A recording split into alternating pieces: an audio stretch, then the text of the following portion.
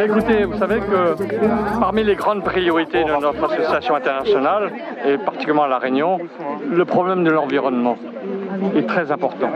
Donc de replanter des arbres endémiques à La Réunion, c'est un geste capital, encore une fois, pour préserver notre biodiversité. Voilà le sens profond de ce geste de planter un arbre endémique dans ce parc, si beau parc de Saint-Denis. Dans 100 ans, quand vous reviendrez là, qu'est-ce que vous allez dire à cet arbre? Écoutez, dans 100 ans, d'abord, je vais me reposer sous son ombrage et je vais remercier, je vais penser, il y a 100 ans, lorsqu'on l'a planté, par tous les lions qui nous entourent, regardez, ils sont enthousiastes, nous sommes une équipe, et dans 100 ans, on va retrouver les mêmes lions qui vont faire les mêmes gestes de préserver encore une fois notre environnement, parce que notre environnement fait partie de notre patrimoine, et l'humanité a absolument besoin que notre environnement soit préservé absolument. Voilà.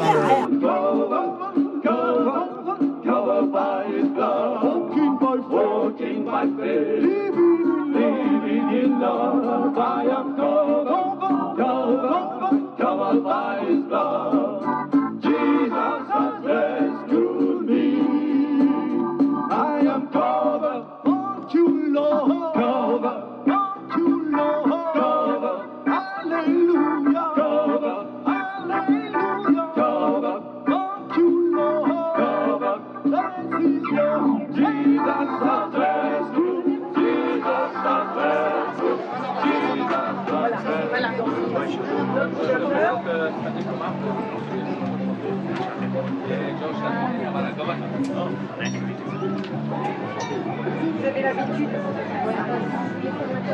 Venez la faire l'interprète. Oui, donc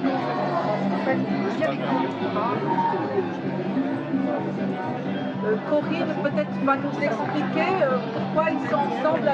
Corinne, tu peux expliquer pourquoi ils sont ensemble à ce stand?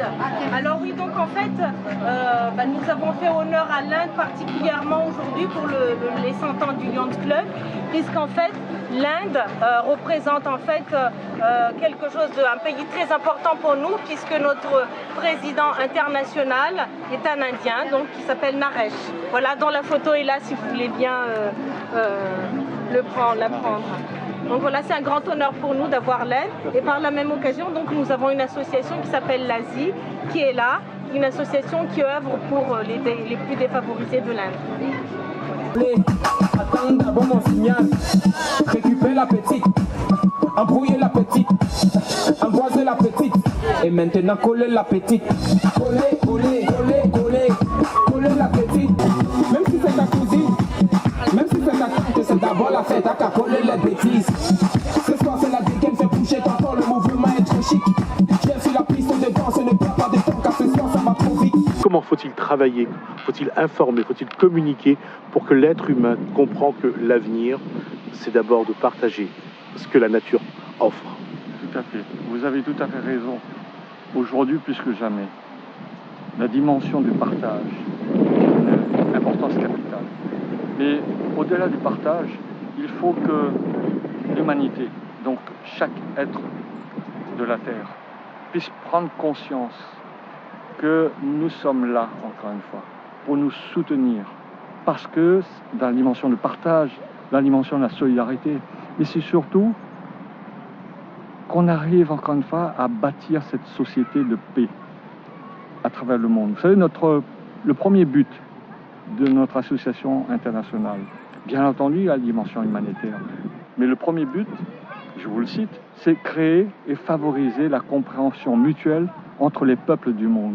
Parce que c'est là, j'allais dire le secret, encore une fois, de cette dimension de partage. Il faut que chaque être humain pense que dans cette diversité des peuples, encore une fois, du monde, cette diversité-là n'est pas un obstacle, encore une fois, à cette compréhension. Bien au contraire.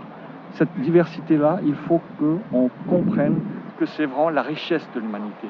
Et c'est dans cette richesse qu'on va pouvoir bâtir cette société, encore une fois, de partage et de paix. Et c'est notre mission, notre ordre de mission d'ailleurs.